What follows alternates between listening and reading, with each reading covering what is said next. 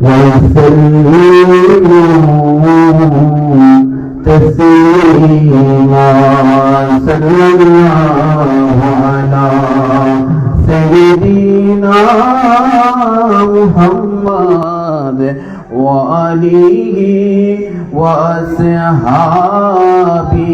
وسلم صلى الله على سيدنا محمد وآله وأصحابه وسلم اللهم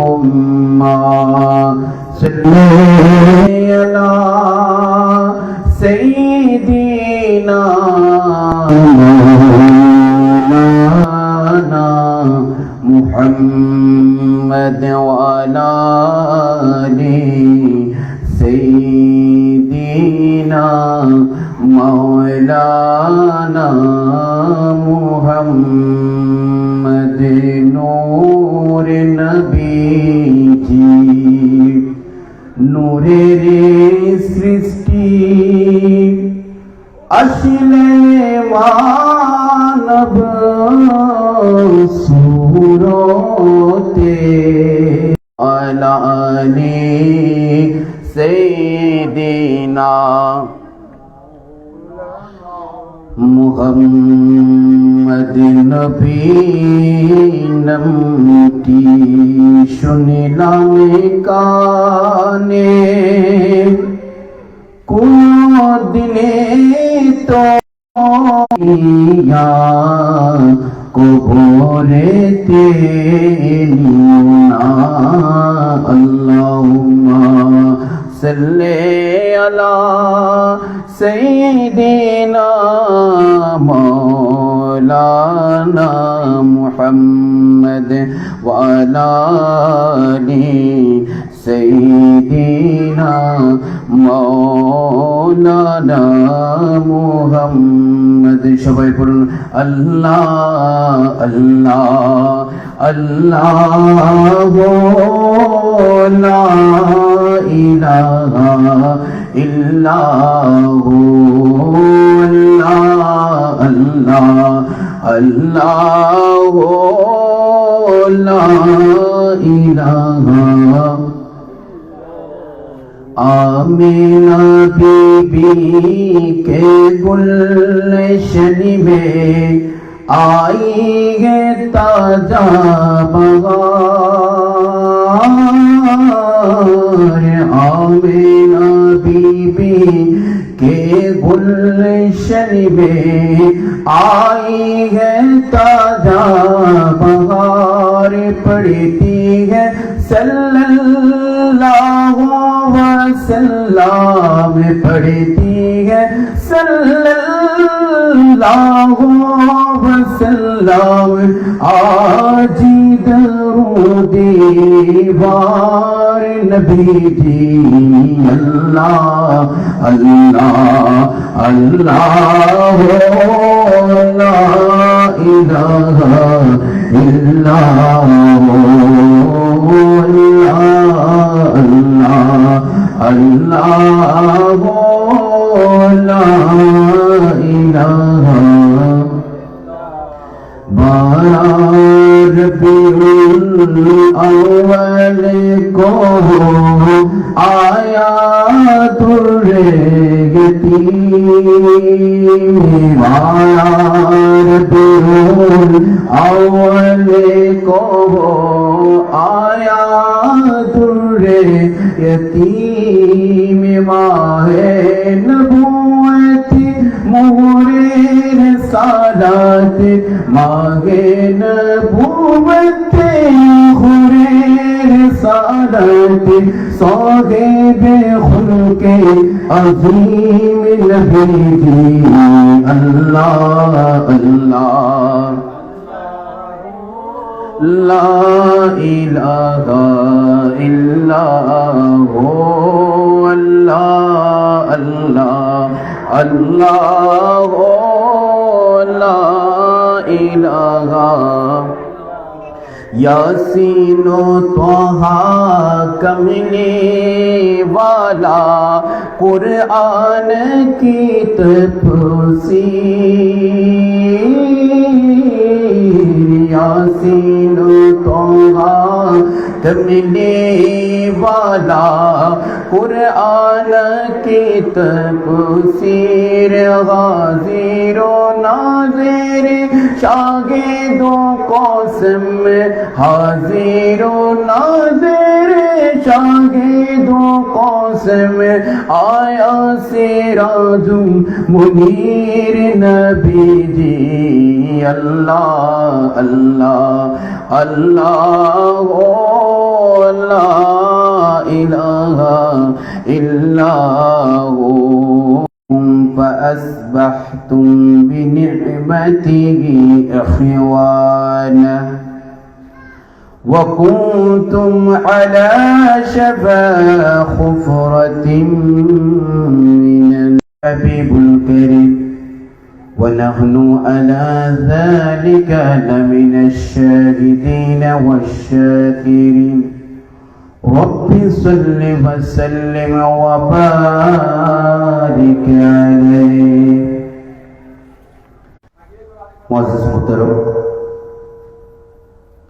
ঐতিহ্যবাহী বন্ধন নগরী চট্টগ্রাম জেলার অন্তর্গত লাউজান নোয়াপাড়াস্থ করজার বাড়ি সমাজ কল্যাণ সংঘের উদ্যোগে আয়োজিত আজকের পবিত্র জশ্নে ঈদে মিলাদুন নবী সাল্লাল্লাহু আলাইহি ওয়াসাল্লাম মাহফিলে প্রধান অতিথি সুদূর সিলেট শ্রীমঙ্গল থেকে আগত জামিয়াতুর রাজা করিমিয়া তাইয়িবিয়া দরসে নিজামী মাদ্রাসার সুযোগ্য সুদক্ষ মুদাররিস মুনাজির আহলে সুন্নাত মুজাহিদে আহলে সুন্নাহ অনর্বশী বক্তা হযরতুল আল্লামা জনাবে মাওলানা যিনি আছেন মাওলানা মোহাম্মদ আব্দুল্লাহ হুজুর সহ উপস্থিত সম্মানিত হাজিরিনে কিরাম সামিনে কিরাম মাহফিলে আগত সর্বস্তরের সুন্নি জনতা পর্দার আড়ালের মা ও বোনেরা আসসালামু আলাইকুম ওয়া রাহমাতুল্লাহি তাআলা ওয়া বারাকাতুহু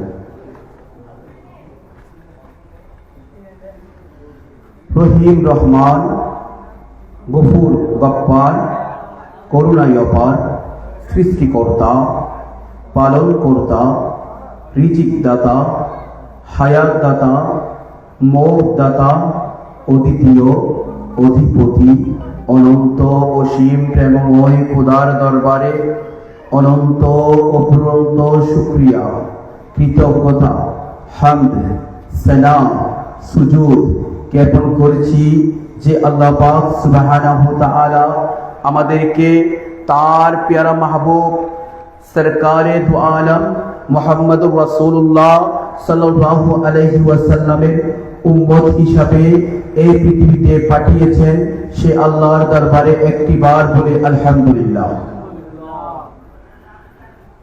আল্লাহ পাক সুবহানাহু ওয়া তাআলা এই পৃথিবী যে কারণে সৃজন করেছেন লাউলাকা লামা খলাকতুল আফলাক আল্লাহ পাক সুবহানাহু ওয়া তাআলা বলেছেন যে হাবিব আপনাকে যদি আমি সৃজন না করতাম সমগ্র কুল কায়নাতের পুরো কিছুই সৃষ্টি করতাম না বলে সুবহানাল্লাহ। তো যে হাবিবকে আল্লাহ পাক সুবহানাহু ওয়া তাআলা সৃজন করার কারণে লক্ষ লক্ষ আম্বিয়ায়ে কিরামদেরকে সৃজন করেছেন বলে সুবহানাল্লাহ। শুধু কুল কায়নাতকে সৃজন করেছেন তা নয়, অন্যান্য সকল আম্বিয়ায়ে কিরামদেরকে যে হাবিবের জন্য যে হাবিবের তাশরীফ আওয়ারির কথা বলার জন্য সৃজন করেছেন বলে সুবহানাল্লাহ। হযরতে সাইয়্যিদিনা আদম আলাইহিস সালাতু ওয়াস সালাম থেকে ঈসা আলাইহিস সালাম পর্যন্ত সমস্ত আম্বিয়া ইকরাম যে নবীজির উম্মত হতে চেয়েছেন, এমন কি আল্লাহ পাক সুবহানাহু ওয়া তাআলা উম্মতে মুহাম্মাদী ফাযায়েল ফজিলত বুঝানোর জন্য, উম্মতে মুহাম্মাদীর শ্রেষ্ঠত্ব কতটুকু সেটা জানান দেওয়ার জন্য, আমাদেরকে উম্মতে মুহাম্মাদী বানিয়ে আল্লাহ কত বড় ইহসান করেছেন সেটা বোঝানোর জন্য হযরতে সাইয়্যিদিনা ঈসা আলাইহিস সালামের মতো জলিলুল কদর রাসূল, শুধু নবী নন, তিনি একজন রাসূল যার উপর আসমানি কিতাব ইনজিল শরীফ নাযিল হয়েছে। বলে সুবহানাল্লাহ। হযরতে সাইয়্যিদিনা ঈসা আলাইহিস সালাম যিনি রাসূল, সকল নবী রাসূল নন, আবার সকল রাসূল কিন্তু নবী। রাসূলগণের মধ্যে সর্বশ্রেষ্ঠ মুরসাল নবী, যাদের উপর আসমানি কিতাব চারখানা শ্রেষ্ঠ শ্রেষ্ঠ কিতাব নাযিল হয়েছে। বলে সুবহানাল্লাহ। চারটি শ্রেষ্ঠ কিতাবের মালিক নবী মুরসাল নবী। ওই মুরসাল নবীগণের মধ্যে একজন হযরতে ঈসা আলাইহিস সালাম। বলে সুবহানাল্লাহ। ওই রকমের শ্রেষ্ঠ নবীগণের মধ্যে একজন নবী হযরতে সাইয়্যিদিনা ঈসা আলাইহিস সালাম আল্লাহর কাছে ফরিয়াদ করেছেন যে আমি উম্মতে মুহাম্মাদী হতে চাই। আল্লাহ পাক সুবহানাহু ওয়া তাআলা হযরতে সাইয়্যিদিনা ঈসা আলাইহিস সালামের ফরিয়াদকে কবুল করে নিয়েছেন এবং উম্মতে মুহাম্মাদীদেরকে জানান দিচ্ছেন, তোমাদের পজিশন, তোমাদের মর্তবা উম্মতে মুহাম্মাদী হওয়া, এটা কত বড় ইহসান, কত বড় নিয়ামত তোমরা বুঝে নাও। ঈসা নবীর মতো একজন মুরসাল নবী, ঈসা নবীর মতো একজন রাসূল, যার উপর আসমানি কিতাব আমি নাযিল করে দিয়েছি, ওই রকমের রাসূল পর্যন্ত তোমাদের নবীর উম্মত হয়ে উম্মতে মুহাম্মাদী বানার জন্য আমি খোদার দরবারে ফরিয়াদ করেছে, আমি আল্লাহ সেই ফরিয়াদকে কবুল করে নিয়েছি। বলে সুবহানাল্লাহ। তাহলে দেখুন, উম্মতে মুহাম্মাদী হওয়া, শর্ট করে দিয়ে ঠিক আছে একটু দিবার দর্শক, উম্মতে মুহাম্মাদী হওয়া এটা যেমন তেমন ব্যাপার নয়। ঈসা আলাইহিস সালাম আল্লাহর কাছে ফরিয়াদ করেছেন উম্মতে মুহাম্মাদী হওয়ার জন্য। বলি সুবহানাল্লাহ। আমরা কি ফরিয়াদ করেছিলাম? তাহলে আল্লাহর কাছে আমরা ফরিয়াদ করা ছাড়া, চাওয়া ছাড়া, যে আল্লাহ পাক সুবহানাহু ওয়া তাআলা যেটা ঈসা নবী ফরিয়াদ করে লাভ করেছেন সেটা আমরা ফরিয়াদ ব্যতীত আমাদেরকে দিয়েছেন, সেজন্য আল্লাহর দরবারে আরেকটি বার বলি আলহামদুলিল্লাহ। আল্লাহ আমাদেরকে কত নিয়ামত দান করেছেন, কত ইহসান আল্লাহ পাক সুবহানাহু ওয়া তাআলা আমাদেরকে করেছেন। আল্লাহ তাআলার শুকরিয়া অন্তর থেকে আসার জন্য সর্বপ্রথম সে সমস্ত বিষয় নিয়ে গবেষণা করতে হবে, চিন্তা করতে হবে, ফিকির করতে হবে। আমরা যে হায়াত আল্লাহ পাক সুবহানাহু ওয়া তাআলা আমাদেরকে দান করেছেন, ওই হায়াত আল্লাহর পথে ব্যয় করছি না। আমাদেরকে যে নবীজির উসিলায় এত নিয়ামত আল্লাহ দান করেছেন, ওই নবীজির স্মরণের মাহফিল, ওই নবীজির মিলাদের মাহফিল, ওই নবীজির শুভ আগমনের মাহফিলকে আমরা গুরুত্ব দিচ্ছি না। আজকে আমরা এমনে এমনে লাভ করে ফেলেছি, যে জিনিসটা এমনে এমনে লাভ করে ফেলে কষ্টবিহীন, সেই জিনিসের কদর ওই ব্যক্তির থাকে না। উম্মতে মুহাম্মাদী হওয়া কত বড় নসিবের ব্যাপার, আল্লাহ সেটা বুঝার জন্য ঈসা আলাইহিস সালামকে একজন রাসূলকে উম্মতে মুহাম্মাদী বানিয়ে দিয়েছেন। বলি সুবহানাল্লাহ। আমরা সেই নবীর উম্মত হতে পেরেছি এবং সেই নবীর মাহফিলকে আমরা অবহেলা করছি। বলি নাউযুবিল্লাহ। আল্লাহর দরবারে শুকরিয়া যে আল্লাহ তাআলা সংখ্যায় কম হলেও আমরা যারা আছি তাদেরকে তার মাহবুবের মাহফিলে কবুল করেছেন। বলি আলহামদুলিল্লাহ। আল্লাহ বলেছেন, বলে আসর ইন্নাল ইনসানা লাফি খুস। আল্লাহ তাআলা সূরাতুল আসরে বলেছেন, নামাজে সময় বাঁচানোর জন্য যে সূরাটা আমরা পাঠ করে থাকি, আল্লাহ ওই সূরাতে প্রথমে বলছে সময়ের কসম। বলে সুবহানাল্লাহ। সময় বাঁচানোর জন্য নামাজে যে সূরাটা আমরা পাঠ করি, সূরাতুল আসর, সংক্ষিপ্ত সূরা, কুরআনুল কারীমের সংক্ষিপ্ত সূরা সমূহের মধ্যে একটি সূরা সূরাতুল আসর। বলে সুবহানাল্লাহ। নামাজে সময় বাঁচানোর জন্য, সংক্ষেপে নামাজ শেষ করার জন্য যে সূরাটা আমরা পাঠ করি, ওই সূরাতে আল্লাহ পাক সুবহানাহু ওয়া তাআলা বলেন ওয়াল আসর, তথা সময়ের কসম। জোরে বলে সুবহানাল্লাহ।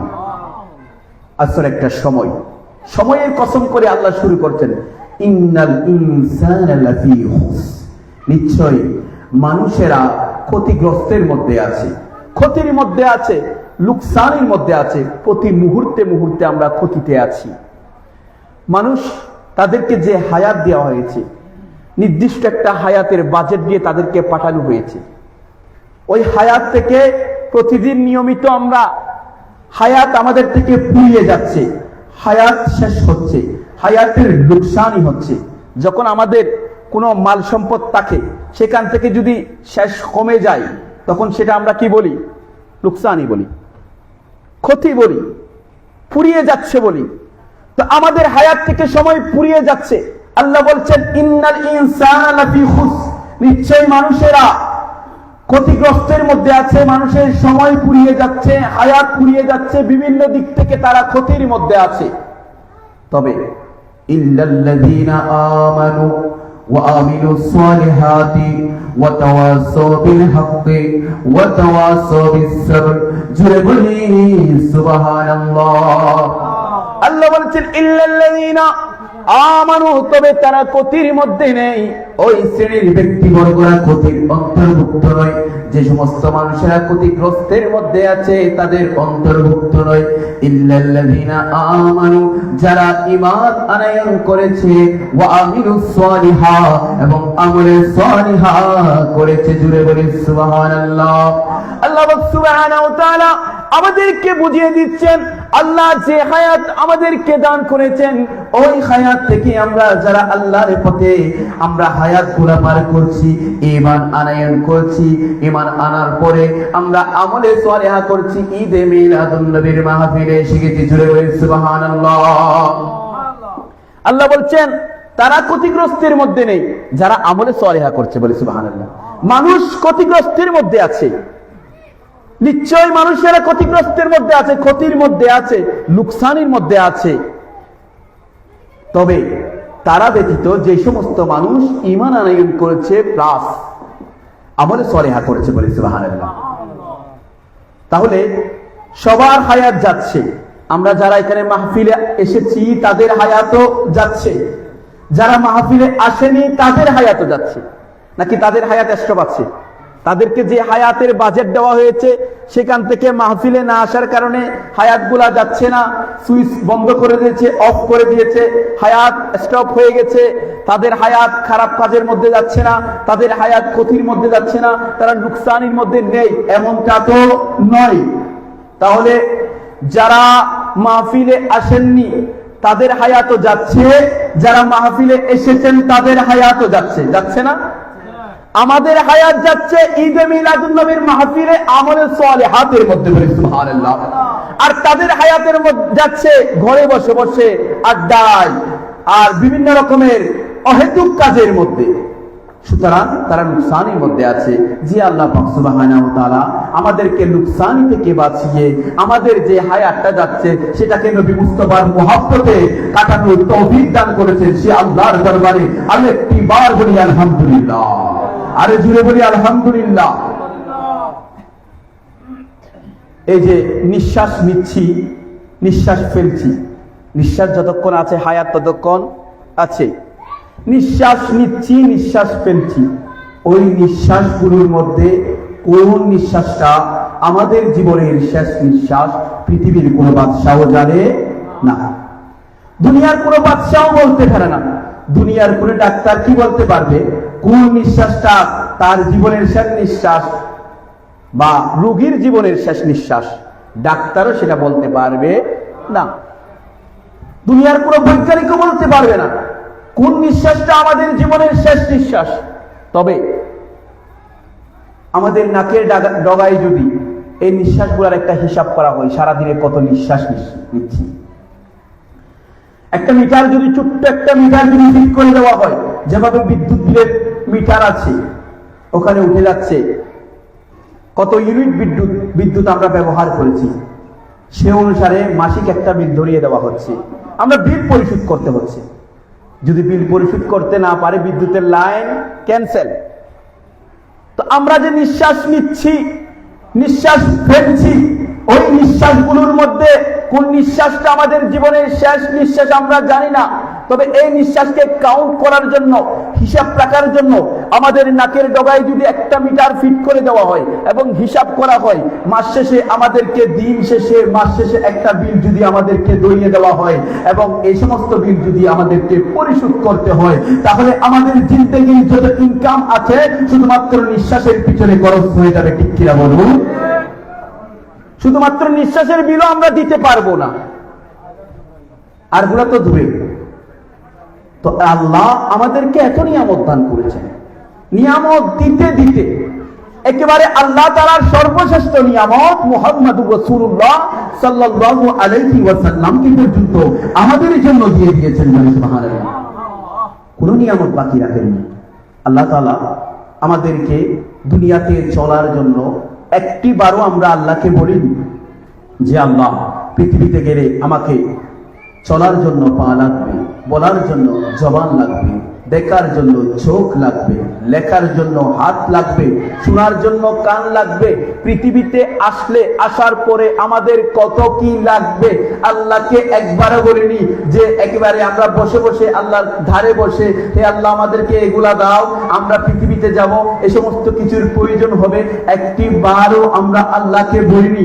বলা ছাড়া আল্লাহ তাআলা আমাদের কি কি প্রয়োজন আছে সমস্ত প্রয়োজনীয়তা একেবারে ফিল আপ করে, পূরণ করে, পূর্ণতা দিয়ে আল্লাহ তাআলা পৃথিবীতে আমাদেরকে পাঠিয়ে দিয়েছেন। সুবহানাল্লাহ। এবার পাঠিয়েছেন তো পাঠিয়েছেন, সমস্ত নিয়ামত দিয়ে দিয়েছেন, একেবারে আল্লাহর সবচেয়ে বড় নিয়ামত পর্যন্ত আমাদেরকে দিয়ে দিয়ে আল্লাহ বলছেন লাকাদ মান্নাল্লাহু আলাল মুমিনিনা ইয বা'আসা ফীহিম রাসূলা। আমি তোমাদের উপর সবচেয়ে বড় নিয়ামত দিয়েছি, সবচেয়ে বড় অনুগ্রহ করেছি তখন যখন আমার হাবিবকে দিয়ে দিয়েছি। সুবহানাল্লাহ। তাহলে সবচেয়ে বড় নিয়ামত পর্যন্ত আমাদেরকে আল্লাহ তাআলা দিয়ে দিয়েছেন, তারপরও আমরা নিয়ামতের শুকরিয়ার মধ্যে নাই। আল্লাহ বলেছেন লাইন শাকারতুম লাযিদান্নাকুম ওয়া লাইন কাফারতুম ইন্না আযাবি লাশাদীদ, যে শুকরিয়া আদায় করলে আমি নিয়ামত বাড়িয়ে দেব। বলেন সুবহানাল্লাহ। তো নবীজিদের সর্বশ্রেষ্ঠ নিয়ামত, ওই নিয়ামতের শুকরিয়ার্থে আমাদেরকে সর্বশ্রেষ্ঠ পরিসরে এভাবে মাহফিল সাজানো হচ্ছে। বলেন সুবহানাল্লাহ। নিয়ামতের পরিসর সিস্টেমটা বড় হতে হবে। তো আজকে ওই নিয়ামতের শুকরিয়ার্থে আমরা একত্রিত হয়েছি। যারা একত্রিত হতে পারেনি তারা ওয়ালাইন কাফারতুম ইন্না আযাবি লাশাদীদের অন্তর্ভুক্ত হয়ে যাবে। বলি নাউযুবিল্লাহ। তো আজকের এই মাহফিল যে মাহবুব সরকারে দু আলম মুহাম্মদুর রাসূলুল্লাহ সাল্লাল্লাহু আলাইহি ওয়াসাল্লামকে কেন্দ্র করে, বিশেষ করে নবী করিম সাল্লাল্লাহু আলাইহি ওয়াসাল্লামের তাশরীফ আওয়ারি মিলাদে মুস্তাফা সাল্লাল্লাহু আলাইহি ওয়াসাল্লামকে কেন্দ্র করে আজকের এই মাহফিল। আজকের মাহফিল মিলাদুন নবীর মাহফিল। আমাদের বিভিন্ন ধরনের মাহফিল হয়ে থাকে আমাদের সমাজে। যখন কারবালার ছিল, শুহাদায়ে কারবালার মাহফিল আমরা করেছি মুহররমুল হারাম মাসে। যখন সফর মাস গেল তখন আমরা উরসে আলা হযরত করেছি। রবিউল আউয়াল শরীফ এসেছে, আমরা মিলাদুন নবীর মাহফিল করেছি। রবিউল সানি শরীফ আসলে আমরা গৌসে পাকের ফাতিহা করব। বলি সুবহানাল্লাহ। তাহলে আজকের মাহফিল সুনির্দিষ্ট একটা কারণকে কেন্দ্র করে, প্রত্যেকটা কিছুর একটা কারণ থাকে। যেমন কারো ঘরে একটা মেজবানি আয়োজন করেছে, খানা পিনার আয়োজন করেছে, মেজবানি করেছে, গরু জবে করেছে, তো এটার একটা কারণ থাকে। এমনি এমনি কি করে বলে যে আমি আমার বাবার ফাতিহা করতেছি, 4 দিনের ফাতিহা, বার্ষিক ফাতিহা, 40 দিনের ফাতিহা, কিংবা জিজ্ঞেস করলে বলে আমি আমার ছেলের আকিকা করতেছি, বা জিজ্ঞেস করলে বলে যে তোমাদেরকে যে দাওয়াত করা হচ্ছে কি কারণে, বলছে আমার মেয়ের বিয়ে অনুষ্ঠান, বিবাহ অনুষ্ঠান, এজন্য এই আয়োজন করা হয়েছে। তাহলে আয়োজনের পিছনে নির্দিষ্ট নির্দিষ্ট কারণ থাকে। তো আল্লাহ আপনি কেন সমগ্র কুল কায়নাতকে সৃজন করেছেন? হযরত সাইয়্যিদিনা আদম আলাইহিস সালাম থেকে ঈসা রূহুল্লাহ পর্যন্ত নবীগণকে একে একে পাঠিয়েছেন। কেন করেছেন? এই সমস্ত কুল কায়নাত সৃজন করেছেন। সূর্য, চন্দ্র, নক্ষত্র, গ্রহ, এভাবে কত কিছু আপনি সৃজন করেছেন। জান্নাত, জাহান্নাম সৃজন করেছেন, আসমান জমিন সৃজন করেছেন, সাগর নদী সৃষ্টি করেছেন। হে আল্লাহ, এই সমস্ত কিছুর কারণ কি? আল্লাহ বলছেন যে আমি যদি আমার মাহবুবকে সৃজন না করতাম, আমার মাহবুবকে সৃষ্টি করতাম না করতাম, তাহলে আসমান জমিনের কুল কায়নাতের কোনো কিছুকে আমি সৃষ্টি করতাম না, বলে সুবহানাল্লাহ। তাহলে নির্দিষ্ট যে কারণ থাকে, যে বিয়ের একটা অনুষ্ঠান নির্দিষ্ট কারণ আছে, একটা অনুষ্ঠান সাজানো হয়েছে বিয়েকে কেন্দ্র করে, একটা অনুষ্ঠান সাজানো হয়েছে আকিকাকে কেন্দ্র করে, একটা অনুষ্ঠানকে সাজানো হয়েছে ফাতিহাকে কেন্দ্র করে, তাহলে প্রত্যেকটা কিছুর পেছনে একটা একটা উদ্দেশ্য থাকে। তো আল্লাহ আপনি কুল কায়নাতকে কেন সৃজন করেছেন? আল্লাহ জবাব দিয়ে বলে, আমি শুধুমাত্র আমার মাহবুবের কারণে কুল কায়নাতকে সৃজন করেছি, বলি সুবহানাল্লাহ। ওই মাহবুব নবী সরকারে দু আলম সাইয়্যিদুল মুরসালিন খাতামুন নবিয়্যিন শফিউল মুসলিমিন নবী মুহাম্মদুর রাসূলুল্লাহ সাল্লাল্লাহু আলাইহি ওয়াসাল্লাম দুনিয়ার জমিনে তাশরীফ এনেছেন, আমরা ওনার উম্মত হতে পেরেছি। এজন্য আমরা আল্লাহর কাছে শুকরিয়াতে ঈদে মিলাদুন নবী, ঈদ শরীফ আমরা পালন করে থাকি, জুড়ে বলি সুবহানাল্লাহ। কারণ কি? আল্লাহ তাআলা তো নিজেই বলেছেন, আল্লাহ নিজেই আমাদেরকে নির্দেশনা দিয়েছেন। আল্লাহ বলছেন, ওয়াযকুরু নি'মাতাল্লাহি আলাইকুম, হে আমার বান্দারা, ওয়াযকুরু নি'মাতাল্লাহ, তোমরা আমার নিয়ামতকে স্মরণ করো, আলাইকুম, যা তোমাদের মাঝে দেওয়া হয়েছে, তোমাদেরকে দেওয়া হয়েছে, তোমাদেরকে যে নিয়ামত দেওয়া হয়েছে ওই নিয়ামতের শুকরিয়া আদায় করো, ওই নিয়ামতকে স্মরণ করো, জোরে সুবহানাল্লাহ। আমরা কোন নিয়ামতের স্মরণের কথা বলেছেন আল্লাহ?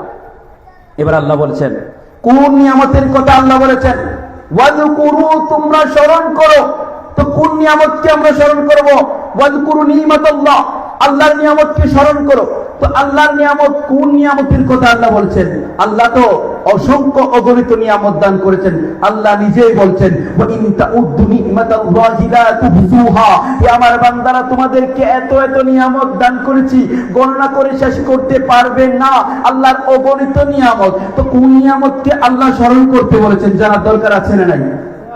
এবার আল্লাহ বলছেন, আমার বান্দারা তো তাদেরকে অনেক নিয়ামত দান করেছি, তো নিয়ামতকে স্মরণের কথা বলেছি, তো তারা বিভ্রান্ত হতে পারে, বুঝতে অসুবিধা হতে পারে কোন নিয়ামতের কথা আমি আল্লাহ বলছি, কোন নিয়ামতকে স্মরণ করতে বলছি, কোন নিয়ামতের জিকির করতে বলছি, কোন নিয়ামতের আলোচনা করতে বলছি, কোন নিয়ামতের মাহফিলের আয়োজন করতে বলছি। আল্লাহ পাক সুবহানাহু ওয়া তাআলা এবার আমাদেরকে জানান দিচ্ছেন, ওয়াযকুরু নি'মাতাল্লাহি আলাইকুম ইয কুনতুম আদাআন, বলছে তোমরা যখন একে অপরের শত্রু ছিলে, ফাআল্লাফা বাইনা কুলুবিকুম, তিনি তোমাদের অন্তরে, ওই নিয়ামত তোমাদের অন্তরে মুহাব্বত সৃষ্টি করে দিয়েছে, জোরে বলি সুবহানাল্লাহ। কোন নিয়ামত? বলছে ইয কুনতুম আদাআ, যে তোমরা একে অপরের শত্রু ছিলে। আউস এবং হাজরাজ গোত্র মদিনা শরীফে একে অপরের শত্রু। সাহাবায়ে কিরামগণ ইতিপূর্বে, ইসলামের পূর্বে যারা ছিলেন, দেখা গেছে জাহেলি যুগে অনেকে একে অপরের শত্রু, একে অপরের সাথে মারামারি, হানাহানি, লুটতরাজ, শত্রু তামি, দুশ্মনী, এগুলা তো লেগেই ছিল আরব সমাজের মধ্যে, জাহেলি সমাজের মধ্যে। তো ওই শত্রুতা দূর করে দিয়ে ফাআল্লাফা বাইনা কুলুবিকুম, তিনি তোমাদের অন্তরে মহব্বত সৃষ্টি করে দিয়েছেন, একে অপরের প্রতি মহব্বত সৃষ্টি করে দিয়েছেন। একজন সাহাবী আরেকজন সাহাবীর বন্ধুত্বে পরিণত হয়ে গেছে, রুহামাউ বাইনাহুম হয়ে গেছে, তাদের একের অন্তরের সাথে আরেকজনের অন্তরের এত বেশি মহব্বত সৃষ্টি হয়েছে, একজন আরেকজনের জন্য জান দিতে পর্যন্ত প্রস্তুত হয়ে গেছে, জোরে বলি সুবহানাল্লাহ। তাহলে কোন নিয়ামত? কোন নিয়ামতে একজন আরেকজন থেকে শত্রুতা দূর করে দিয়ে মহব্বত সৃষ্টি করেছে? আল্লাহর প্যারা মাহবুব নবী সরকারে দো আলম মুহাম্মদুর রাসূলুল্লাহ, জুড়ে বলে সুবহানাল্লাহ। এবার বলছে ফাআসবাহতুম বিনিমাতিহি ইখওয়ানা, বলছে ওই নিয়ামত তোমাদেরকে ইখওয়ান বানিয়ে দিয়েছে, ভাই ভাই বানিয়ে দিয়েছে, বলে সুবহানাল্লাহ। কে আমাদেরকে ভাই ভাই বানিয়ে দিয়েছে?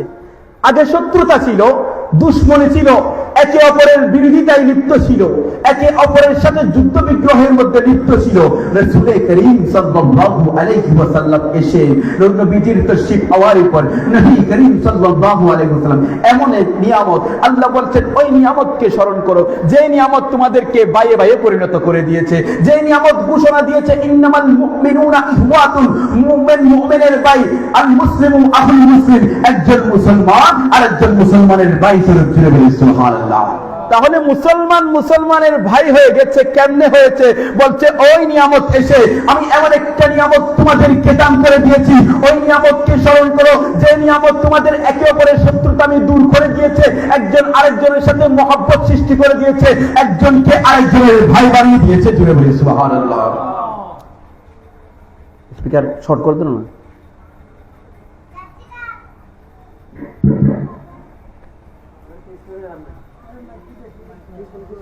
বারবার এ পর্যন্ত 3-4 বার হয়েছে শর্ট করতেছে স্পিকার।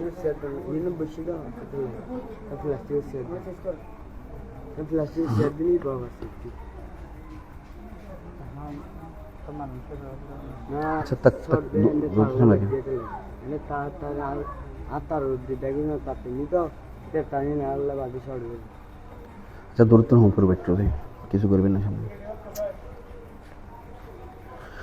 একটু দরুদ শরীফ পড়ে সালাতুন ইয়া রাসূলুল্লাহ আলাইকুম সালামুন ইয়া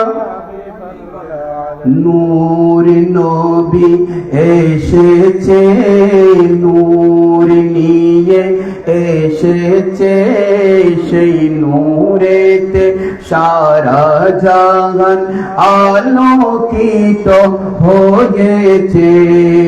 আসসালাতু ওয়াসসালামু আলাইকা ইয়া রাসূলুল্লাহ, আসসালাতু ওয়াসসালামু আলাইকা ইয়া হাবিবাল্লাহ, আসসালাতু ওয়াসসালাম রাসূলুল্লাহ, আসসালাতু ওয়াসসালামু আলাইকা মা আমিনার কোলে দেখো নূরের টুকরো পড়েছে, সেই নূরেতে শিক্ষিত হতে হাওয়া মরিয়ম এসেছে। মা আমিনার কোলে দেখো নূরের টুকরো পড়েছে, সেই নূরেতে শিক্ষিত হতে হাওয়া মরিয়ম এসেছে। হাজিরা আসিয়া এসেছে, ফেরেশতা কুল এসেছে, দরুদ সালাম পড়ে তারা, দরুদ সালাম পড়ে তারা নূরকে বরণ করেছে।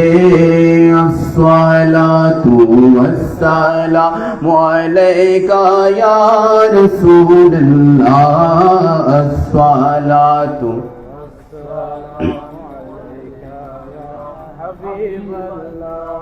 আমরা আসসালাতু ওয়াসসালামু আলাইকা ইয়া রাসূলুল্লাহ বলছি, বলি আসসালাতু ওয়াসসালামু আলাইকা ইয়া রাসূলুল্লাহ। এই দরুদে মুস্তাফা নবীজির সাথে যত কিছু সম্পর্কিত হয় সবকিছু কিন্তু দামি হয়ে যায়। আমরা নবীজির উপর দরুদ শরীফ পাঠ করেছি, এটা কত বেশি গুরুত্বপূর্ণ। নবীজির শুভ আগমন আমাদের জন্য গুরুত্বপূর্ণ, মিলাদে মুস্তাফা আমাদের জন্য গুরুত্বপূর্ণ।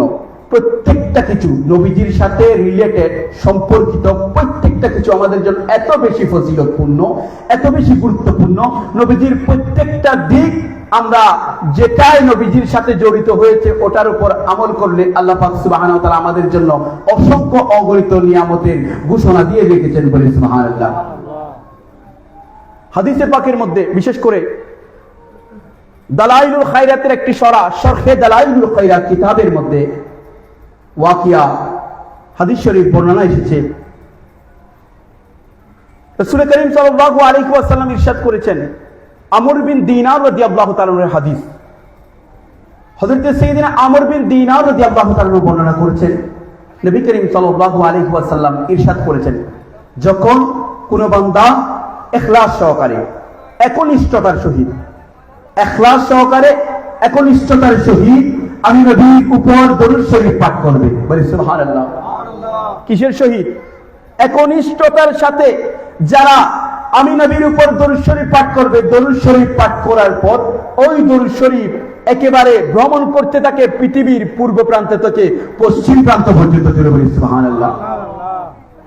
দরুদ শরীফ যখন আমরা পাঠ করি ওই দরুদ শরীফ পৃথিবীর পূর্ব প্রান্ত থেকে পশ্চিম প্রান্ত পর্যন্ত জলস্তরে জলে এবং স্থলে ভ্রমণ করতে থাকে এবং ওই দরুদ শরীফ আল্লাহ পাক সুবহানাহু ওয়া তাআলা ওই দরুদ শরীফকে জবান দিয়ে থাকেন। ওই দরুদ শরীফ আওয়াজ করে করে বলতে থাকে, আমি ওই দরুদ যা অমুক ব্যক্তি অমুক লোক অমুকের সন্তান অমুক পাঠ করেছে, জুড়ে বলে সুবহানাল্লাহ। তাহলে তাকে জবান দেওয়া হয়। অতঃপর আল্লাহ পাক সুবহানাহু ওয়া তাআলা ওই দরুদ শরীফকে একটা পাখির আকৃতি দান করেন, বলে সুবহানাল্লাহ। যে পাখিটির 70,000 পালক থাকবে। কত হাজার? 70,000 পাখা থাকবে। 70,000 পাখাতে 70,000 পালক থাকবে। ওই 70,000 পালকে 70,000 মস্তক থাকবে, মাথা থাকবে, বলে সুবহানাল্লাহ। 70,000 মাথায় 70,000 করে চেহারা থাকবে। 70,000 চেহারায় 70,000 মুখ থাকবে।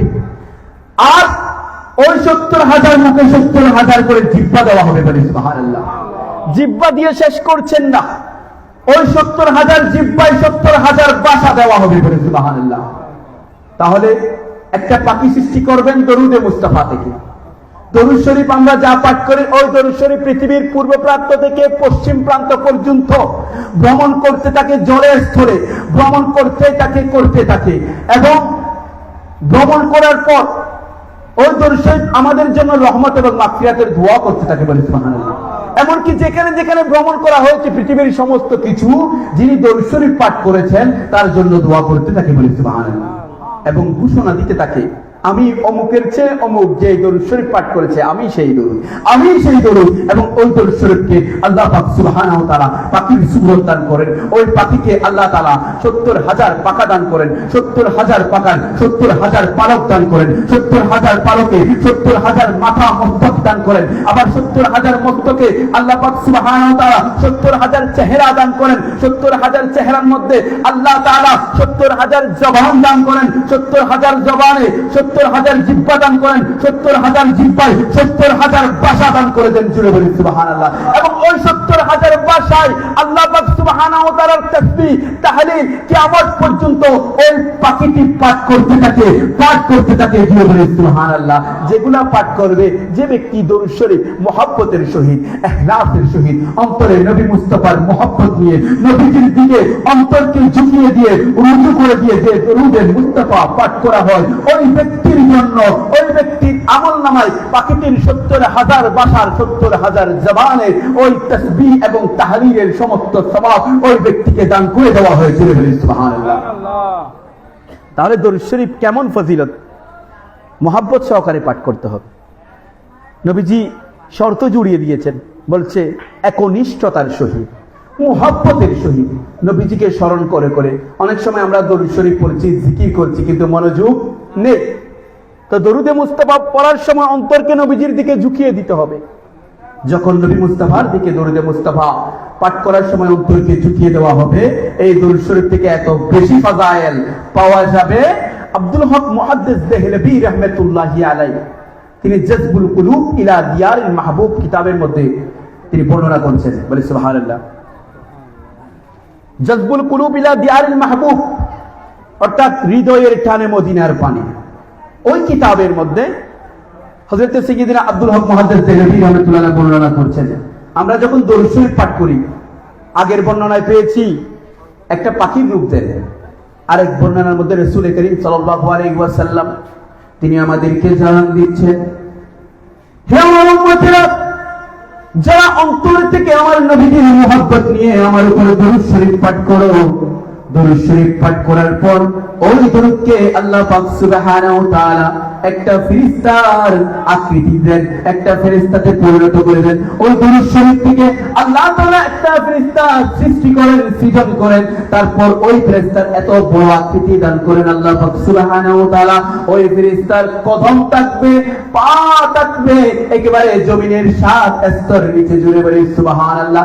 এত বেশি লম্বা ওই ফেরেশতা তার মস্তক থাকবে আসমানের সাথে লাগানো, আসমান পর্যন্ত পৌঁছে যাবে, এত বেশি লম্বা। তার পাখা দুই পাশে দুটা পাখা থাকবে, পৃথিবীর পূর্ব প্রান্তে একটা পাখা থাকবে, পৃথিবীর পশ্চিম প্রান্তে আরেকটা পাখা থাকবে। জোরে বলে সুবহানাল্লাহ। দরুদ শরীফ থেকে বলে একবার পাঠ করলে, একটিবার যদি মহব্বত নিয়ে নবীজির দরুদ শরীফ পাঠ করা হয়, এই একটিবারের সদকায়, একবারের উসিলায়, একটিবারে একটা ফেরেশতা আল্লাহ তাআলা সৃষ্টি করবেন, সৃজন করবেন। বলে সুবহানাল্লাহ। একবার দরুদ শরীফ মহব্বতে পাঠ করলে একবারে একটা ফেরেশতা আল্লাহ তাআলা সৃজন করবেন, যে ফেরেশতা এত বেশি লম্বা, তার পা থাকবে জমিনের একেবারে 7 স্তর নিচে, মাথা থাকবে আসমানের সাথে সংলগ্ন। বলে সুবহানাল্লাহ। ওই ফেরেশতা কিয়ামত পর্যন্ত ওই বান্দার জন্য মাগফিরাত কামনা করবে, রহমতের জন্য দোয়া করবে। বলে সুবহানাল্লাহ। তাহলে দরুদ শরীফ কত বড় নিয়ামত আমাদের জন্য। সবকিছু, এমনকি রাসূল করিম সাল্লাল্লাহু আলাইহি ওয়াসাল্লামের সাথে যে সমস্ত বিষয়গুলো রিলেটেড, সম্পর্কিত, সবকিছু দামি হয়েছে। শুধুমাত্র কি রবিউল আউয়াল মাস নয়, ভালো করে বুঝবেন পয়েন্টটা। নবীজির সাথে আজকে দরুদ শরীফের এত ফজিলত ফাজাইল, কারণ দরুদে মুস্তাফা নবীজির সাথে সম্পর্কিত হওয়ার কারণে। আজকে সাহাবায়ে কেরামগণ, ওনাদের এত ফজিলত ফাজাইল কেন? নবীজির সাহাবী হয়েছেন সিদ্দিক আকবর, ফারুক আজম, উসমান বিন নুরাইন, মাওলা আলী শের খুদা থেকে শুরু করে যত সাহাবায়ে কেরামগণ আছেন, একেবারে কোন সাহাবী যদি আজকে ঈমান আনয়ন করেছে, ঈমান আনয়ন করার পর নবীজির উপর, নবীজিকে ঈমানের চোখে দেখে ঈমান আনয়ন করেছে, ঈমান আনার পর একটু পরে 5 মিনিট পরে উনি ইন্তেকাল করেছেন, ইন্না লিল্লাহি ওয়া ইন্না ইলাইহি রাজিউন। এরকম অবস্থাও যদি হয়, কোন সাহাবিয়ে রাসূল, তিনি ঈমান আনয়ন করেছেন, মাত্র ইসলাম ধর্ম কবুল করেছেন, গ্রহণ করেছেন, নবীজির উপর ঈমান আনয়ন করেছেন, নিজের আপন চোখে, জাহিরি চোখে, দুনিয়াবি চোখে নবী মুস্তাফার নূরানি চেহারা, নূরানি দিদার করেছেন। বলে সুবহানাল্লাহ। দিদার লাভ করার পর, ঈমান আনয়ন করার পর কোনো নামাজ পড়তে পারেননি, রোজা রাখতে পারেননি, কোনো ইবাদত বন্দেগী করার সে হায়াতটা পেলেন না। তারপরেও তিনি ইন্তেকাল করেছেন। ইন্তেকাল করার পর ওনার ফজিলত, ওনার পজিশন, ওনার মর্তবা সকল ওলিদের ওলি, একেবারে পীরানে পীর দস্তগীর মাহবুবে সুবহানী খাজা হযরত সাইয়্যিদিনা আব্দুল কাদের জিলানী রাদিয়াল্লাহু তাআলা আনহু থেকেও শ্রেষ্ঠ। বলে সুবহানাল্লাহ। কেন? উনি কি ইবাদত করেছেন বেশি ইবাদতের কারণে, বেশি রিয়াজতের কারণে? না, নবীজির সাথে নিসবতের কারণে, নিসবতে মুস্তাফার কারণে, নবীজির দিদার পাওয়ার কারণে, নবীজিকে সরাসরি দেখার কারণে। বলি সুবহানাল্লাহ।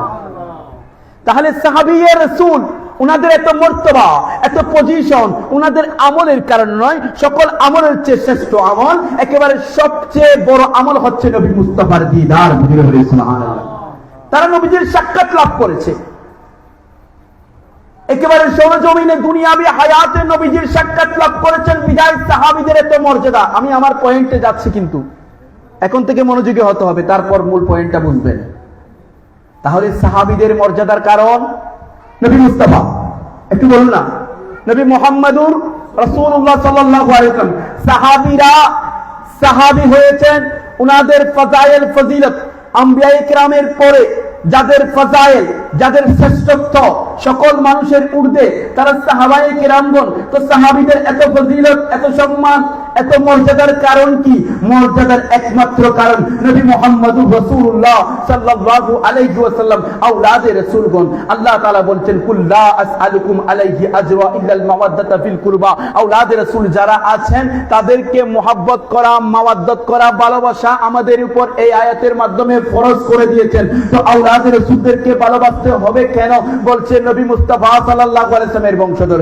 সুবহানাল্লাহ। তাহলে সাহাবিয়ে রাসূল নবীজির সাথে নিসবতের কারণে এত মর্তবা, পজিশন।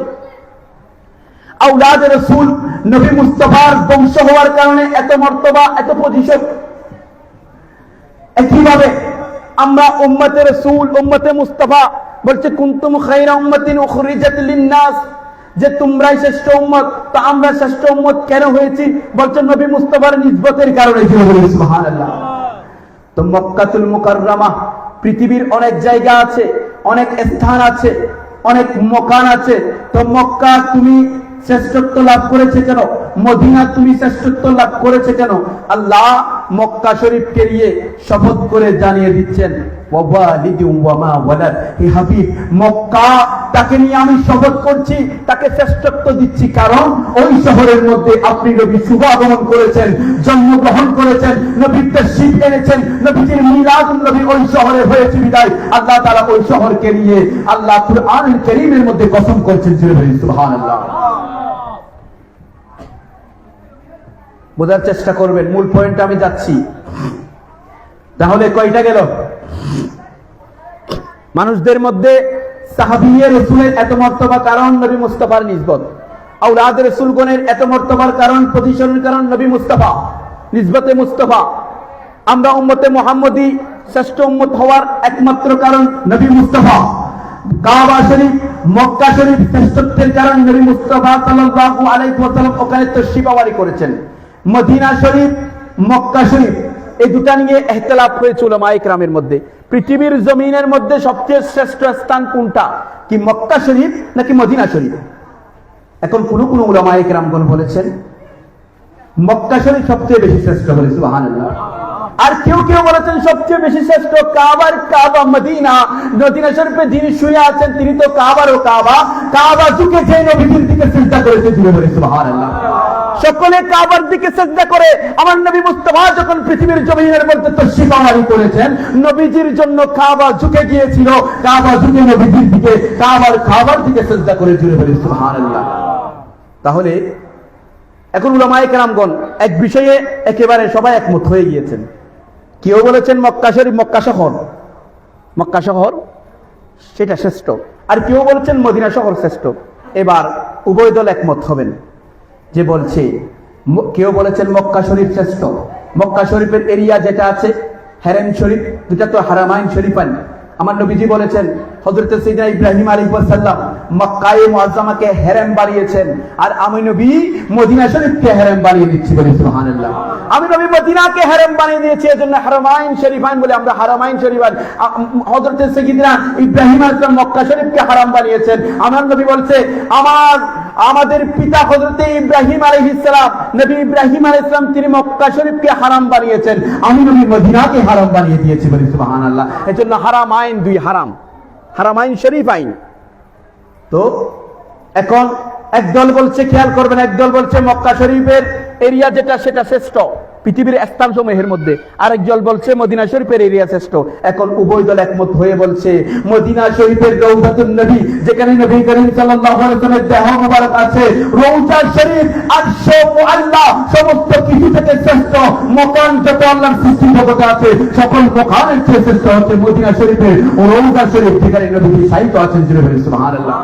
শহরের দিকে ইখতিলাফ আছে যে পুরো মক্কার এরিয়া, মদিনার এরিয়াগত দিক থেকে মক্কা শরীফ এবং মদিনা শরীফের বেলায় ইখতিলাফ আছে, কিন্তু যারা মক্কা শরীফকে শ্রেষ্ঠ বলেছেন তারাও বলছে মদিনা শরীফ রওজাতুর রাসূল, যেখানে নবী করিম সাল্লাল্লাহু আলাইহি ওয়াসাল্লাম যেখানে শয়ন করছেন, শুয়ে আছেন, রওজাতুম মিন রিয়াদিল জান্নাহ যেটাকে বলা হয়েছে, সেই জান্নাতের বাগান মদিনা শরীফ। মদিনা শরীফের নবীজির দেহ মুবারক যেখানে আছেন সেটা পৃথিবীর নয়, একেবারে কুল কায়নাতের সমগ্র যত কিছু আছে সবকিছুর চেয়ে শ্রেষ্ঠ, বলে সুবহানাল্লাহ।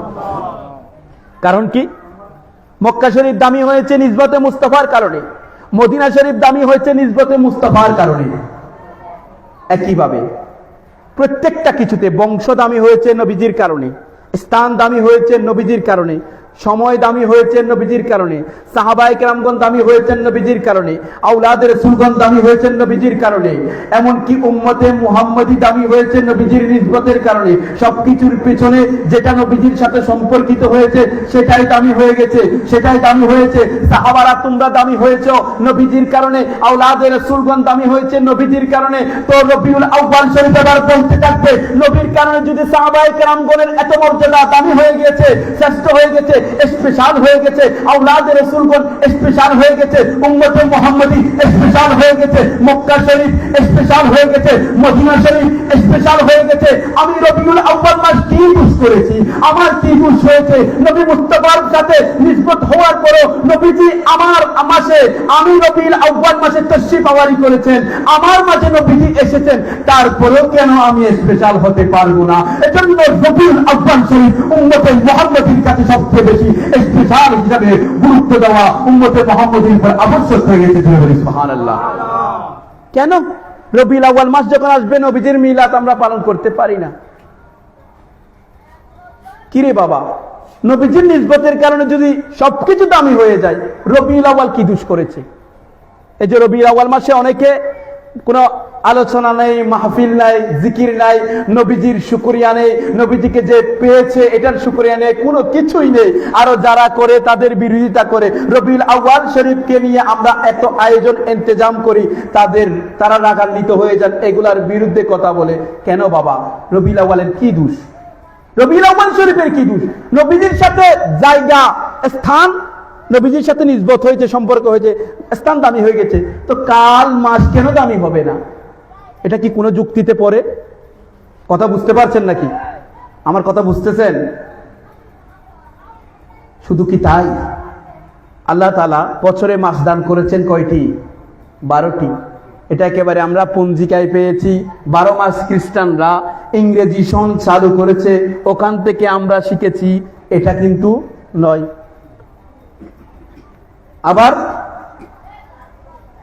এভাবে বাংলা মাস যেটা আছে সেটা থেকে শিখেছি, তাও কিন্তু নয়। আল্লাহ নিজেই বলে দিচ্ছেন, ইন্না ইদ্দাতাশ শুহুরি ইনদাল্লাহি 12 শাহরা। আল্লাহ বলছেন যে একেবারে পৃথিবীর সূচনা থেকে আমি আল্লাহ বছরে 12টি মাসকে নির্ধারণ করে দিয়েছি। বলে সুবহানাল্লাহ। মাস কয়টা? 12টা। এবার নবী মুস্তাফা সাল্লাল্লাহু আলাইহি ওয়াসাল্লামকে পাঠানোর জন্য বছরকে যেভাবে 12টা মাস দান করেছেন, 30টা তারিখের মধ্যে 12 তারিখের মধ্যে নবী মুস্তাফাকে পাঠিয়ে দিলেন। যিনি বলে সুবহানাল্লাহ।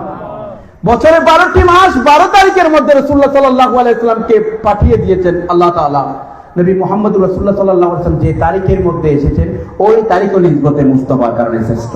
নবীজি যে সময়ের মধ্যে এসেছেন, ওই সময়ও নিসবতে মুস্তাফার কারণে শ্রেষ্ঠ হয়ে গিয়েছে। বলে সুবহানাল্লাহ।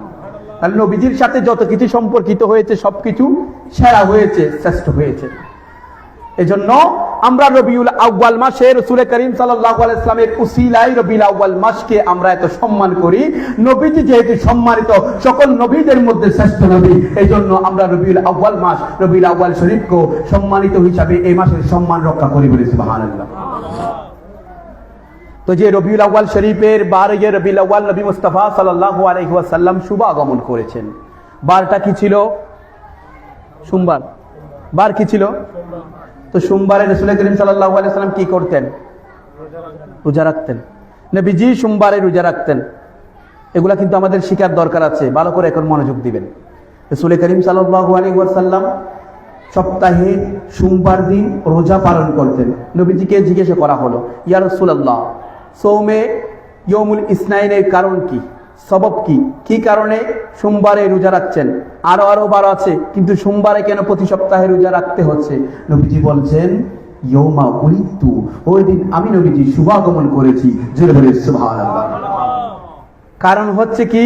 নবীজি শুভাগমন করেছেন। তাহলে বোঝা যায়, প্রথমত বুঝবেন, তারপর আমরা ওদিকে যাচ্ছি রোজা রাখবো কি রাখবো না। প্রথমে বুঝতে হবে, এখানে নবীজি ঈদে মিলাদুন নবী, নবীজির বেলাদত শরীফ পালন করছেন। কে পালন করছে? খুদ নবীজি পালন করছে। খুদ কি? নবীজি পালন করছেন। সাহাবায়ে কেরাম তো পালন করেছেন। তারপরও যখন যে বিষয়টা খুদ রাসূল করিম সাল্লাল্লাহু আলাইহি ওয়াসাল্লাম পালন করেছেন, তখন এই প্রশ্ন আসতে পারে না, এই প্রশ্ন যৌক্তিক হতে পারে না সাহাবায়ে কেরামগণ নবীজির মিলাদুন নবী করেছে কিনা। আরে খুদ রাসূলুল্লাহ তো নবীজির মিলাদ পালন করেছেন। জোরে বলি সুবহানাল্লাহ। যেটা রাসূল করেছে সেটা আমাদের জন্য একেবারে রাসূলুল্লাহ সাল্লাল্লাহু আলাইহি ওয়াসাল্লাম যখন করেছে আর কোনো দলিলের প্রয়োজন নেই, সাহাবীরা করেছে কিনা, তারপরে সাহাবায়ে কেরামগণ করেছেন। তবে আজকের এই সময়ের মতো তখনকার সময় ছিল না, আমাদের মতো এভাবে মাহফিল করার সুযোগ ছিল না। যত কিছু আছে, সিরাতুন নবী, সাহাবায়ে কেরামগণ কি এভাবে করেছেন? সিরাতুন নবীর মাহফিল সাহাবায়ে কেরাম করেছেন? কোন একটা দলিল কেউ দেখাতে পারবে? ইজতিমা, বিশ্ব ইজতিমা যেটা করো, সেটা কি সাহাবায়ে কেরামগণ করেছেন? তবে ঈদে মিলাদুন নবী করেছেন সাহাবায়ে কেরামগণ। ঈদে মিলাদুন নবী কি মিলাদুন নবীর আলোচনা করবে? নবীজির জন্মের আলোচনা মা আমেনা করেছে, হাজা আব্দুল মুত্তালিব করেছে, হযরত সাইয়্যিদিনা আব্দুল্লাহ ইবনে আব্বাস রাদিয়াল্লাহু তাআলা এবং উমর রাদিয়াল্লাহু তাআলা উভয়জন বলছে নবী মুস্তাফা যখন দুনিয়ার জমিনের মধ্যে তশরিফ আনয়ন করেছেন, নবীজি খতনা করেছিলেন, নবী কর্তৃত্ব ছিল, আমাদের মতো দুনিয়াতে আসেননি, নবীজি লেবাস পরিহিত অবস্থায় দুনিয়ার জমিনের মধ্যে তশরিফ এনেছেন। সুবহানাল্লাহ।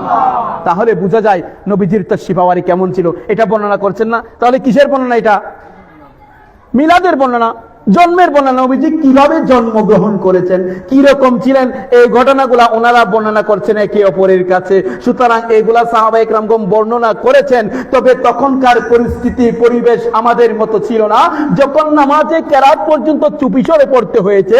এজন্য এখনো পর্যন্ত আমরা জুহরের নামাজে, আসরের নামাজে চুপিসরে কেরাত পড়ছি। কেন? কারণ কি তখন কাফের মুশরিকরা চতুর্দিক থেকে মুসলমানদেরকে হামলা করছে, আক্রমণ করছে। মুসলমান যখন দিনের বেলায় নামাজে দাঁড়িয়েছে, তাদের উপর আক্রমণ করা হচ্ছে। এজন্য কেরাতের আওয়াজ যখন কাফের মুশরিকরা শুনে যাবে, তাদের উপর আক্রমণ হবে। এজন্য বিধান করে দেওয়া হয়েছে তোমরা জুহরের নামাজে, আসরের নামাজে, দিনের বেলায় তো তারা জাগ্রত থাকে, মাগরিবের পর থেকে এরকমের লাইটিং এর ব্যবস্থা ছিল না তৎকালীন সময়ে। এজন্য যখন অন্ধকার হয়ে যাবে চতুর্দিকে, ওই সময়ে তারা তো আর আসবে না।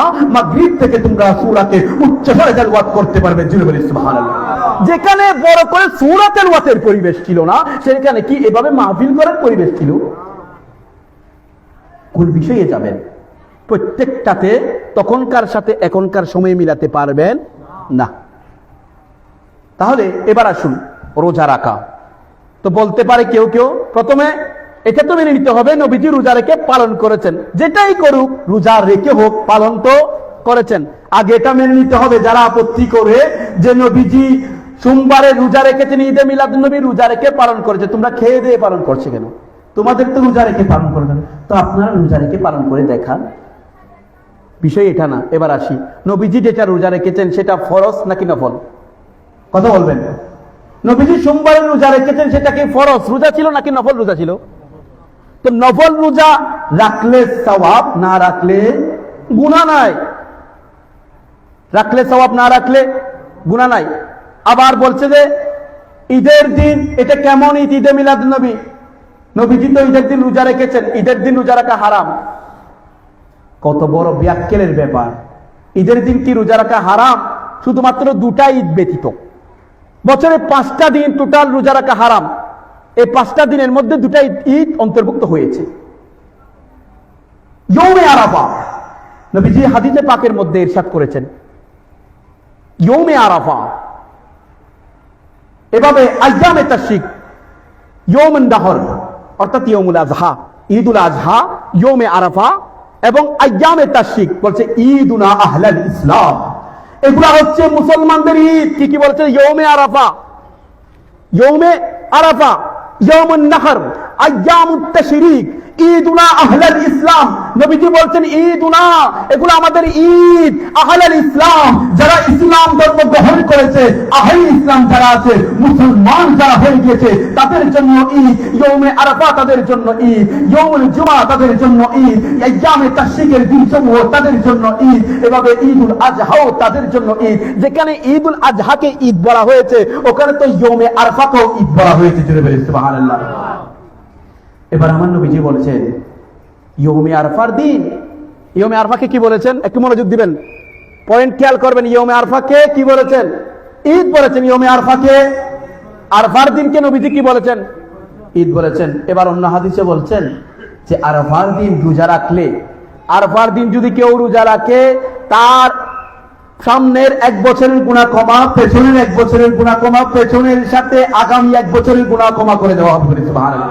তাহলে এক হাদিসে নবীজি বলছেন রোজা রাখার জন্য রোজার ফজিলত দিয়েছেন, পেছনের 1 বছরের গুনাহ ক্ষমা, সামনের 1 বছরের গুনাহ ক্ষমা। নবীজি বলে দিয়েছেন 2 বছরের গুনাহকে আল্লাহ তাআলা ক্ষমা করে দিবেন যদি আরাফার রোজা রাখা হয়। আর এক হাদিসের মধ্যে নবীজি বলছেন যে ইয়ৌমে আরাফা ঈদের দিন, এগুলা হচ্ছে ইয়ৌমে আকলিন ওয়া শুরবিন, বলছে ঈদের দিন। এগুলা ওই হাদিসের মধ্যে একত্রে আছে।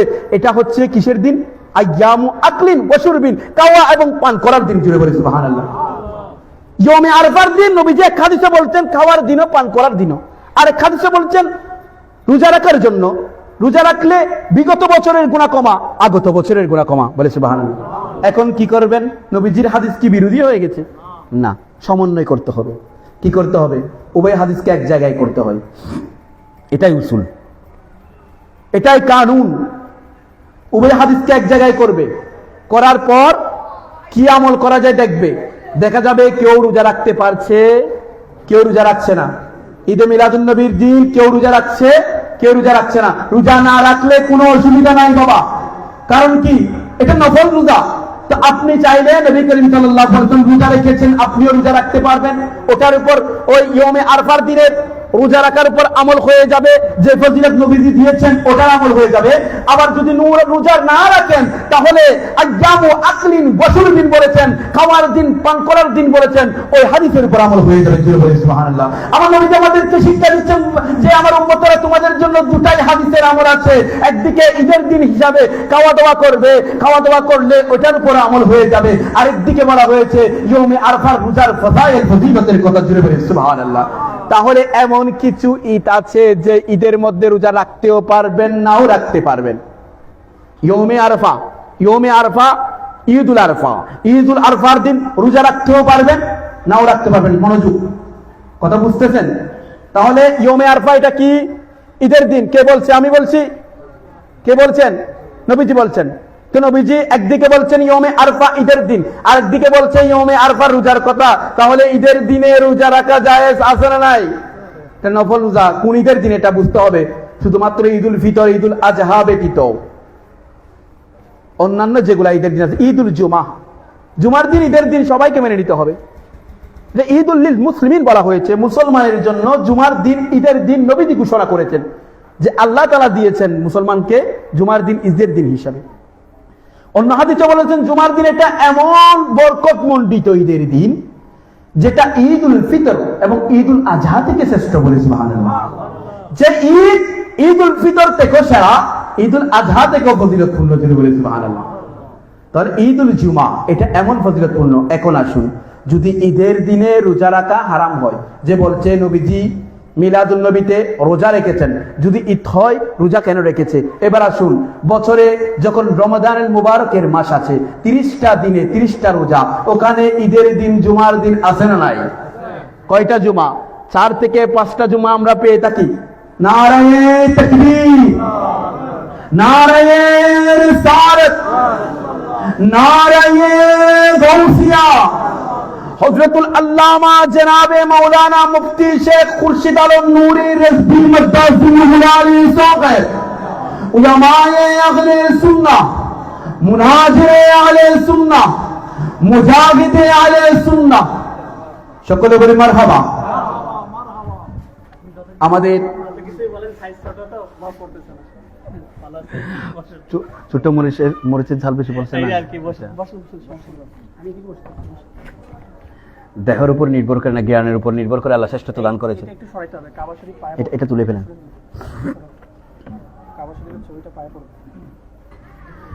এগুলো একটু লক্ষ্য রাখবেন। আমরা আমাদের বাবার ছবিও যদি কেউ পায়ের নিচে দেই, আমরা মেনে নিতে পারবো? আমাদের জাতীয় পতাকা কেউ যদি পায়ের নিচে দেই, আমরা মেনে নিতে পারবো? আমরা আলা হযরত আজিমুল বারাকাত ইমাম ইশকে মোহাব্বত শাহ আহমদ রেজা ফাজিলে বেরলভী রাহমাতুল্লাহ আলাইহি সবুজ ঘাসের উপর হাঁটতেন না? না, সবুজ ঘাসের উপর জুতা পায়ে হাঁটতেন না। কেন সবুজ ঘাসের উপর? কেন? বলছে সবচেয়ে গম্বুজের সাথে নবী পাক সাল্লাল্লাহু আলাইহি ওয়াসাল্লামের সবচেয়ে গম্বুজের রং সবুজ, এই সবুজ ঘাস ওটার সাথে মিল আছে। আমি আলা হযরত কিভাবে পা লাগাবো? চলে পড়েছি। তো আজকে নবী করিম সাল্লাল্লাহু আলাইহি ওয়াসাল্লামের কদম মুবারকের কারণে যে আমরা নালাইন শরীফের ফজিলত ফাজাইল সম্পর্কে অনেক শুনেছি, নালাইন শরীফ আমরা বুকে লাগাচ্ছি কেন? নবীজির কদম মুবারকের সাথে সম্পর্ক আছে। তাহলে নবীজির কদম মুবারকের সাথে সম্পর্কিত থাকার কারণে এটার থেকে আমরা ফজিলত ফাজাইল হাসিল করছি। এটাকে আমরা কি পায়ের নিচে দিতে পারবো? নাউজুবিল্লাহ। ঠিক একইভাবে আমরা আমাদের বাবার ছবিও মানতে পারি না, আলা হযরত ঘাস পর্যন্ত মানতে পারছে না। আপনি কাবাকে কিভাবে মেনে নিচ্ছেন পায়ের নিচে দিতে? কাবা শরীফ এটা শান কত! কাবা শরীফের সাথে আমরা একটু কোরআন শরীফের কোনো রিয়াল থাকুক, কিছু থাকুক, একটু যদি কোনো রকমের পা লেগে যায়, তাড়াতাড়ি কি করি? সালাম করি। হায় হায়, কেমনে পা লেগে গেল? এরকম হয় কিনা অনেক সময়, এটার কত মর্যাদা। তাহলে কাবার মর্যাদা কি কমে গেল? যে কাবার দিকে যে কাবার দিকে থুতু নিক্ষেপ করা পর্যন্ত নিষেধ, যে কাবার দিকে পেশাব করা নিষেধ, যে কাবার দিকে পায়খানা করা নিষেধ, থুতু পর্যন্ত নিক্ষেপ করতে পারবেন না, ওই কাবাকে পায়ের নিচে দিচ্ছেন। এটা ইহুদি নাসারাদের ধান্দা, ওনারা করে দিয়েছে, তারা করে দিয়েছে এগুলা আমাদেরকে। শুধু তাই নয়, আজকে দেখবেন মসজিদের মধ্যে সূত্রা দেওয়া হয়েছে। সূত্রা কি? সূত্রাগুলা এক হাত পরিমাণ হয় না। নবী করিম সাল্লাল্লাহু আলাইহি ওয়াসাল্লাম উচ্চতা নির্ধারণ করে দিয়েছেন, তো হাদিস শরীফের মধ্যে উচ্চতা নির্ধারিত আছে। মানে সূত্রা বলতে নামাজের সামনে যেটা আড়াল দেওয়া হয় কোনো কিছু, হ্যাঁ, নামাজের সামনে যেটা দেওয়া হয়। সময় তো আমারটা শেষ হয়ে গেছে, আমি ছেড়ে দেবো। নামাজের সামনে যেটা দেওয়া হয় সূত্র আড়াল করার জন্য, যাতে মুসল্লিরা নামাজের সামনে হাঁটতে বাধাপ্রাপ্ত হতে না হয়, সামনে হাঁটতে পারে। ধন্যবাদ, ধন্যবাদ, শুকরিয়া। তো এই যে নামাজের সামনে যখন লোকেরা হাঁটবে, গুনাহগার হবে, এটার সম্পর্কে অন্য ব্যাপার, এখন সেদিকে যেতে পারছি না। তো যে আড়ালটা দেওয়া হয় সূত্রা, আপনি দেখবেন সেটা মেপে দেখবেন অনেক মসজিদের মধ্যে এতটুকু পর্যন্ত খাটো করে দিয়েছে। এটা কে বানিয়েছে? শরীয়তে মাপ আছে। আপনি খেলাধুলার বেলায় বুঝছেন, ব্যাট, খেলাধুলার ব্যাটেটা এতটুকু হলে হবে না, এটা লম্বা হতে হচ্ছে। পিচ বুঝছেন কতটুকু পিট, স্টাম্প বুঝছেন। যখন আপনি নামাজে দাঁড়াচ্ছেন, আপনার সতর্কতা উচিত ছিল। কিভাবে ঢুকে দেওয়া হচ্ছে মুসলমানদেরকে, কিভাবে আমাদেরকে ঢুকে দেওয়া হচ্ছে আমাদের সূত্রা পর্যন্ত, যেটার কারণে রাসূল করিম সাল্লাল্লাহু আলাইহি ওয়াসাল্লাম বলেছেন, মানুষ লোকেরা যদি জানতো নামাজের সামনে হাঁটা এটা কত বড় মারাত্মক গুনাহ, তাহলে 40 বছর দাঁড়িয়ে থাকতো। অন্য হাদিসে এসেছে 100 বছর দাঁড়িয়ে থাকতো। আরেক হাদিসে এসেছে রানের মাংস যদি জ্বরে পড়ে যায়, তারপরও সেই মানুষ অপেক্ষা করতো, সে ওই নামাজের সামনে যেত না। কত বড় মারাত্মক গুনাহের কাজ, কত বড় অপরাধ সে যদি জানতো। অবশ্যই। তাহলে এত বড় একটা বিষয় আমরা খেয়াল করছি না, আমাদেরকে কিভাবে ধোঁকা দিচ্ছে। আমরা মনে করছি আমরা তো সূত্রা দিয়েছি, মানুষ হাঁটতে যেত, যে হাঁটছে সেও ধারণা করা আছে যে সূত্র আছে, আমি হাঁটতে পারবো।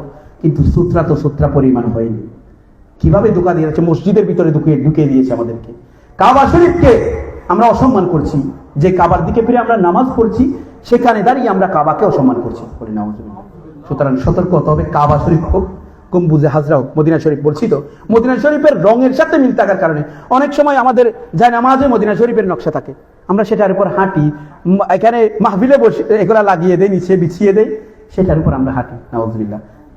রঙের সাথে মিল থাকার কারণে আলা হযরত কত সম্মান তাজিম করেছেন। তাজিম মুস্তাফা ঈমান, তাজিম মুস্তাফাইটা ঈমান, এটাতে হেরফের হলে ঈমান শেষ। আমাদেরকে আল্লাহ পাক সুবহানাহু ওয়া তাআলা সতর্ক হওয়ার তৌফিক দান করুন। যেটা বলছিলাম এটা বলে আমি শেষ করে দিচ্ছি। হুজুর দূর থেকে এসেছেন, আপনাদেরকে নতুন মুখ, আমি তো আপনাদের কাছে এখন মোটামুটি পুরাতন। নতুন মুখ, নতুন মুখে, নতুন জবানে নতুন কিছু শুনবেন। আল্লাহ তাআলা আমাদেরকে, আমাদের সকলকে, যারা এতক্ষণ পর্যন্ত মাহফিলে আসেননি, ওনারা প্রতিদিন যেটা আসে শুক্রবার জুমার দিন, এটার গুরুত্ব কদর আলাদা। কেন? এটা জুমার দিন একদিন আসে, আর নিয়মিত প্রতিদিনের গুরুত্ব শুক্রবারের মতো কিন্তু নয়। তো আমি প্রতি জুমাতে আমাকে পাচ্ছেন, এজন্য হয়তো হুজুরের মাহফিলে আমি আগামী জুমাতে শুনবো, গত জুমাতে শুনেছি বা আগামীতে শুনতে পারবো, এজন্য এই আশায় ঘরে বসে আছেন। তাদেরকে আমি অনুরোধ করব যে একেবারে সিলেট থেকে অনেক দূর থেকে এসেছে আপনার কাছে মেহমান, আপনাদের কাছে, তো মেহমানদেরকে সম্মান করা, তাজিম করা, এটাও রাসূল পাক সাল্লাল্লাহু আলাইহি ওয়াসাল্লামের সুন্নাত। তো নবীজির ঈদে মিলাদুন্নবীর মাহফিল থেকে যদি আমরা মেহমানকে অসম্মান করি, এটা তো নবী মুস্তাফার যেটা শিক্ষা, সেই শিক্ষার বাইরে আমরা চলে গেছি। আমরা উম্মতে মুহাম্মদী হয়ে এটা কেমনে করতে পারি? তো আমি ভাইদেরকে অনুরোধ করব, অতি দ্রুত নবী মুস্তাফার মাহফিল, এটা মিলাদুন্নবীর মাহফিল, এটাকে অসম্মান করা হবে। এমনি শুধুমাত্র পলকে জীবন দিয়ে দিব গাইলে হবে না, পলকে একটু সময় দেন। যারা নবী মুস্তাফার মাহফিলে সময় দিতে পারে না, তারা জীবন কেমনে দেবে? তো ভাইদেরকে অনুরোধ করবো, আগে সময় দিয়ে প্রমাণ করুন আপনারা পলকে জীবন দিতে পারবেন কিনা। সুতরাং যেটা বলছিলাম, যদি ঈদের দিন রোজা রাখা সেটাকে যুক্তি হিসাবে দাঁড় করাই, আপত্তি করে বসে, আমাদের যদি এরকমের আপত্তি থাকে, এরকমের প্রশ্নের জাগরণ হয়, বা ইবলিস শয়তান যদি আমাদেরকে এরকমের প্রশ্নের জাগরণ করিয়ে দেয়, তো একটু এই বিষয়টা খেয়াল করবেন।